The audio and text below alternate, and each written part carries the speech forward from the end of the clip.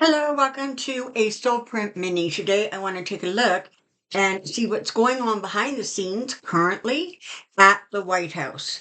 Um, just a real super fast note. If you're looking for a private reading from me, if you go into the information box below, you'll see an email address, soulprint888@gmail.com. Just feel free to send me out a quick little email saying I want, information on readings, and I will send you everything you need to know. I have before spoken about a slight price hike. That's going to be going into effect the last week of January. So on January 26th. 'Cause I'm one of those people that actually starts my week on a Sunday. I don't know. Anyways, but if you book prior to that, even if your reading's in February, you're still going to get the lower price. And honestly, the price increase is not big and dramatic. Okay, it's just that things like Zoom, etc., have gone up, and so I need to cover some of those expenses. All right. Um, Behind the scenes at the White House, what's going on?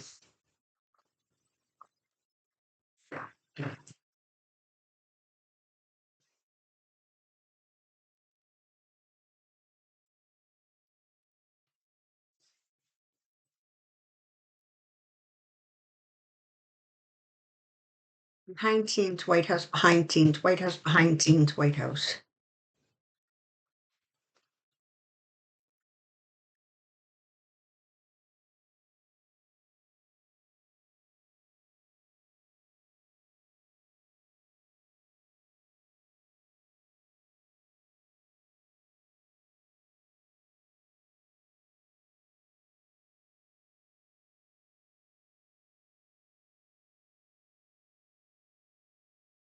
Okay. We're starting off with the Emperor. Okay. So Joe Biden is still president. He's still in office. He's still managing and controlling things. Looks like there's been a lot of fussing and flirting around about how to do things. Certain things, should they put extra locks on them? You can't really block the president from any information having to do with the United States. So they're finding circular ways around that to protect, some of the stuff that they really, really feel needs to be protected from somebody who has the affiliations and the relationships with the people he does, particularly, um, you know, other countries, very, very wealthy people, native ones.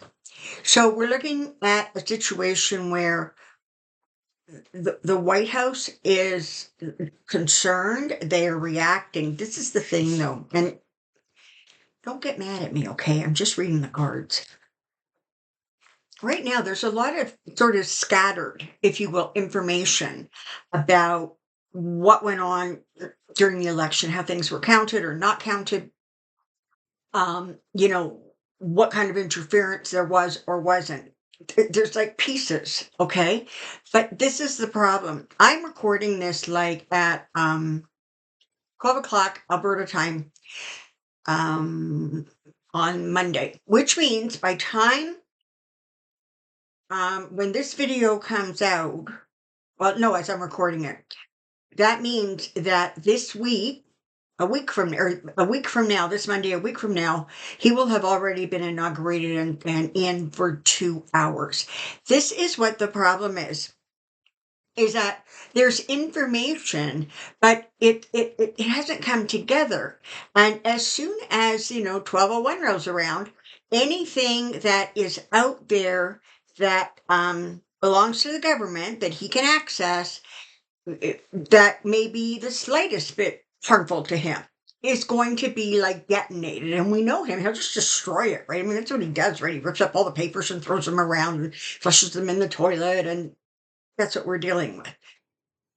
So the problem is you've got this information, but it hasn't come together sort of cohesively. And listen, we're talking about a government, the government. And I don't care whether it's the US government or the Canadian government or the, British government or whoever. They don't move fast. Okay. They just do not move quickly. If something gets shot through the government in like 14 days, everybody is, oh my God, it was, on roller skates. It just flew through. We have 7 days, 6.5. Okay. So I want you to start to recognize that there's going to be some really difficult days ahead as he takes office. I can't. This is the thing, right? The White House had such high hopes that Kamala would be able to win that election. I mean, she's represented by the Queen of Swords, of course, the Queen of Pentacles, which is the abundance, and the Nine of Cups, which is, of course, that wish card. There was such hope and expectation that he would be able to, win the election and keep things protected that needed to be protected, and sort of solidify things that needed some firming up, whether that was relationships with other countries, etc. But where you're at right now is the Five of Pentacles. That administration is going to be blocked out. And so what they're doing is they're trying to create information that will be protected, and or that will be camouflaged in a way so that some of it just isn't accessible, or it doesn't make sense if it is accessible, that kind of thing. These are the next four cards. The King of Pentacles, which we know is the greedy king, right? So we know who that is. There is great concern about him marching back into the Oval.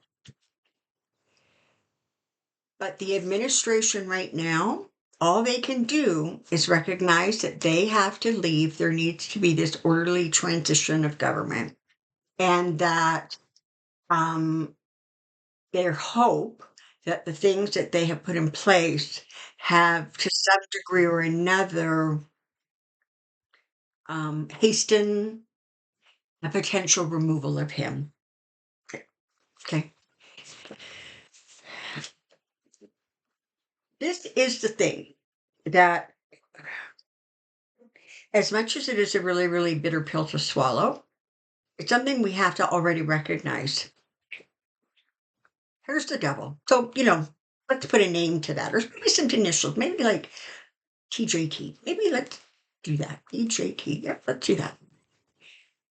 The problem is that when we think he's going to have bad luck, somehow it slides off that Teflon ass of his, and he ends up not being impacted. Ergo, the ruling from Judge Marchant. Yeah, you're a convicted felon, but that's about it. Don't worry about it. Carry on. Yeah, you know what? The law is not equal. And this has been a really glaring example of it. And it's going to take a lot of work to try to recover that. So it's important that there be a recognition that everything that has been done, that could be done, that they can, reasonably and legally do, they're working on, because they understand that anything that is still in process, that does not immediately and directly benefit the incoming person, will just be shut down, or be destroyed, be thrown away, or be put on hold, it will whatever. Okay. And he's putting people into office that are so ill-equipped for the offices and the positions and the titles, like I'm talking about his cabinet, that you could imagine. Okay. So behind the scenes, what is going on is, I have to tell you, there is a sense of, just energetically, there's a sense of a sense of real sadness. They're showing me sort of an interesting example of that. I'm not quite sure why they chose this one, but in any case, it's like if you are the father or the mother, or even the aunt, sister, brother, cousin, to a bride or a groom. and you go to that wedding and you know in your heart of hearts, if that marriage lasts 12 months, it's going to border on a miracle. And that's the feeling. It's like, oh, like we have to support this thing and we know it's going to be a disaster. We know it's going to be horrible. There's only so much we, as the current administration, can do. There is information out there and it is coming together. The problem is going to be the only way to make it cohesively effective is for all of that information that's being gathered, whether it's being gathered by the Five Eyes, whether it's something, internal within the United States that they can contribute. The bottom line is, unless it goes to a completely neutral party, NATO, it's just going to stay in this separated, sort of suspended animation. Do I think that there is the potential for NATO to have some way of putting this thing together? Yeah, but Seven of Cups, it's a lot of things, okay? You have the High Priestess here. There is so much to be found out. There is so much that's been hidden. And there's, frankly, in both ways, okay? Not only has there been stuff that's been hidden by the incoming, but there's stuff that's being hidden by the outgoing. The hope is that there can be enough of scandal, of a change of something, that it brings about an ending and a new beginning, and that somehow or another a new leader ends up in that position. But